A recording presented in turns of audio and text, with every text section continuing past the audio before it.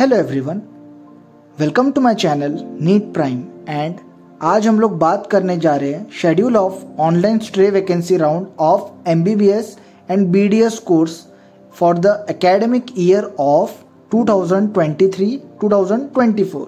तो चलिए आगे बढ़ते हैं।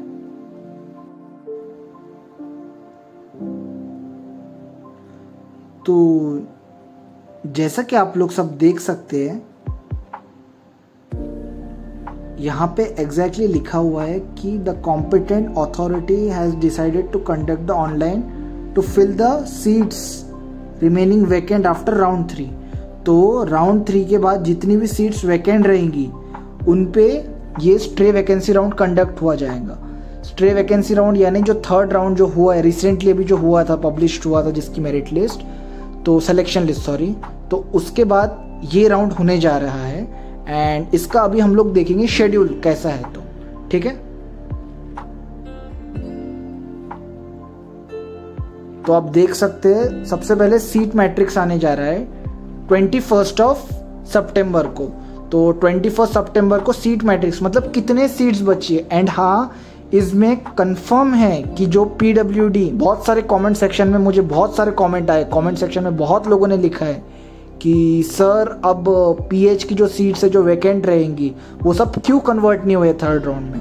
बट मैं आपको इस बात, एक खुशखबरी है, मैं आपको ये बता दूं कि इस राउंड में 101% जो PH की जो सीट्स है, PH की है, हिली एरिया की सीट है, D1 की सीट इफ वैकेंट, जो भी सीट्स वैकेंट रहेंगी, ऑर्फन की सीट जो भी वैकेंट रहेंगी, ऑर्फन 1 ऑर्फन 2, तो वो सारी रिस्पेक्टिव कैटेगरी में कन्वर्ट हो जाएंगी। फॉर एग्जाम्पल PH SC की सीट है तो ये SC जनरल की सीट में कन्वर्ट हो जाएगी। अगर ओपन की सीट है, ओपन हिली एरिया की सीट बच रही है फॉर एग्जाम्पल, तो ये ओपन में कन्वर्ट हो जाएंगी। तो आप ऐसा आप देख सकते हैं बहुत सारी सीट्स जो अगर वैकेंट रहेगी वो रेस्पेक्टिव कैटेगरी में कन्वर्ट हो जाएगी।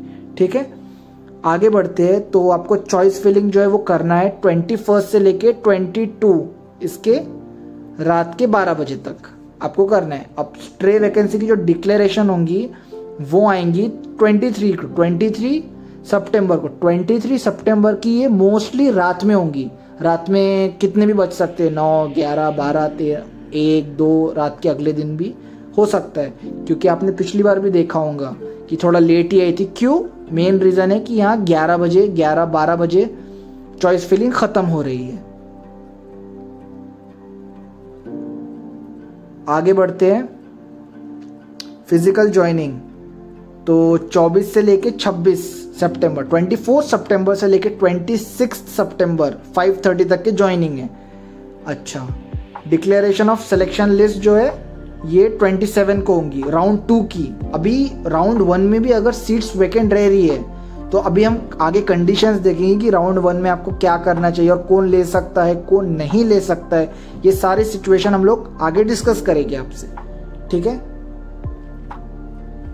तो ये आ गया राउंड 2 का शेड्यूल। अब राउंड 2 का भी 28 से लेके 30 तक के है। एंड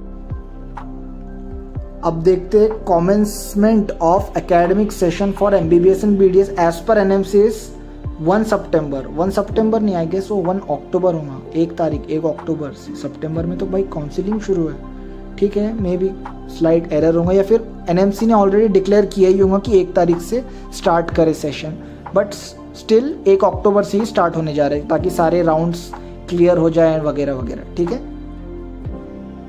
आगे बढ़ते हैं अब हम लोग।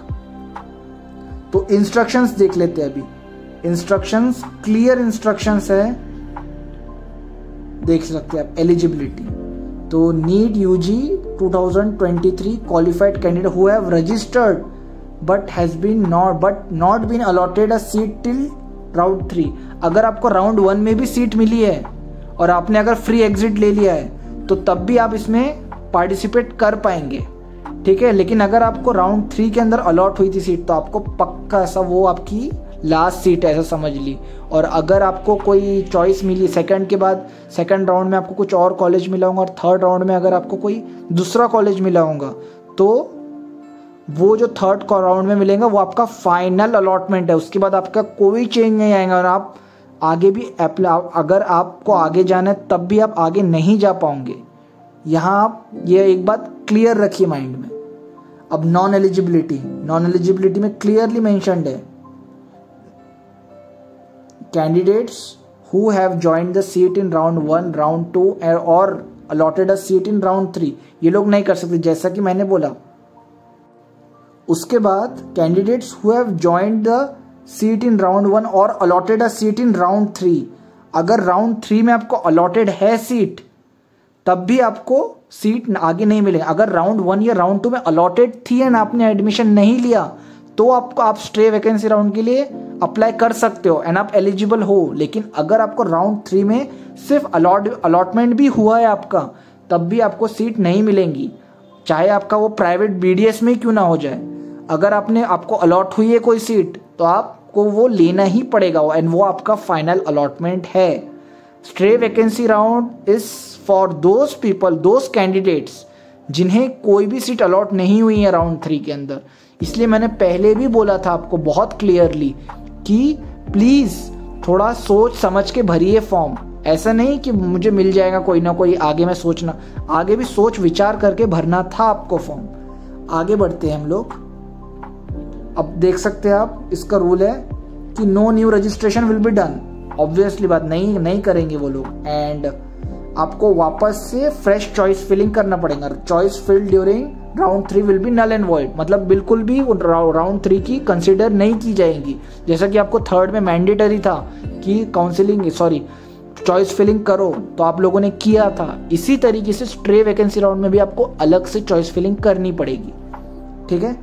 एंड यहाँ पे क्लियरली इन लोगों ने मेंशन किया है, क्लियरली बोल्ड लेटर्स में मेंशन किया है कि it is mandatory to join the seat allotted during stray vacancy rounds, hence candidates are advised to be vigilant and fill only those choices where they intend to take. मैं तो ये भाई second round से ही कह रहा था आप लोगों को कि जो कॉलेज चाहिए आपको 101% वही भरिए आप, वरना कोई मतलब ही नहीं बनता। आप भर दोगे कोई भी कॉलेज, आप फिल तो कर दोगे कोई भी कॉलेज, लेकिन अगर आपको वो आप आगे कोई राउंड में नहीं जा पाओगे अगर वो नहीं मिलेगा। अगर आपने सपोज कोई बंदे को मिल रहा है कोई स्ट्रे वैकेंसी राउंड में कोई college and he still not satisfied with that college, अगर वो नहीं लेगा एंड वो सोच रहा होगा कि उसे आगे जाना है अगले राउंड में, स्ट्रे वैकेंसी राउंड 2 में, see that's simply not possible. आपको वो सीट रखना पड़ेगा एंड आपका एडमिशन मतलब आपकी काउंसलिंग से एंट्री समझना बाहर एग्जिट होना पड़ेगा आपको एंड वो जो सीट रहेगी वैकेंट वो चली जाएगी स्ट्रे वैकेंसी राउंड 2 के अंदर।